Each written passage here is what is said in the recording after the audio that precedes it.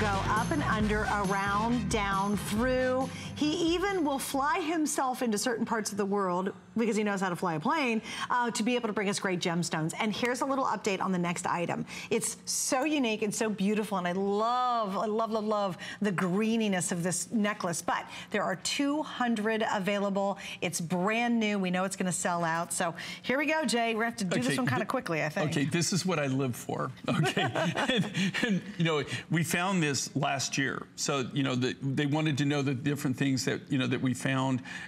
And this is a perfect example. Like I found this particular material. It was located last year, and they only had a sample at the Tucson Gem Show. This is from Tanzania. And cool. This is a brand new opal. Is this cool or what? You would almost think it's chrysoprase. But I bring you the rough. But if you're that type of person that really wants to be that person that has something unique, something different, something unusual, this is a brand new mine find.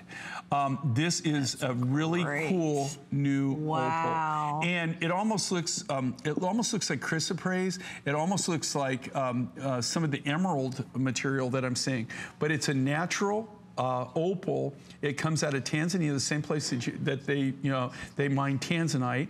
This was a new mine find, but this is how rare that this material is. We literally didn't even get to make. We made right at 200. That's it. And total. that's it. Okay, and that's it, and that's all the material we had.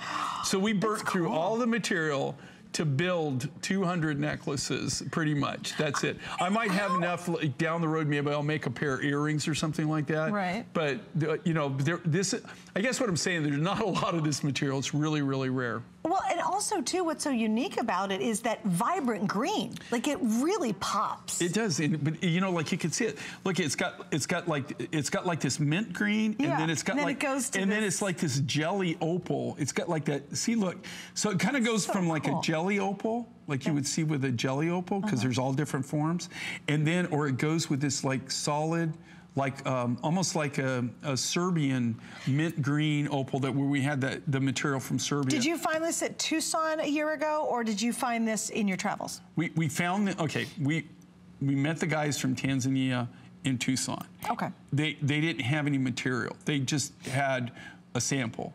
And then we put the deal together, and that's also when we put the Tanzanite deal together. Now, when these guys find you, like, and they have a sample, is it just a couple rocks, and they say, hey, we can get this for usually, you? well, it can be one of two things. Sometimes when they go to Tucson, maybe they, like this year, we got there early, and so we got a lot of rough materials where we were able to buy, you know, really it's not worth our time unless we can buy like 500 kilos, right. 1,000 kilos. So, and then a lot of times what they have is maybe they got like 5 kilos, but that's what they brought so they could find people like us that want to do more volume. It hasn't even been mined yet, so they don't even know how much they're going to get. In this case, they knew how much they had. They didn't have a lot. Right. You know, so and again, when it all comes down to it, we had 200.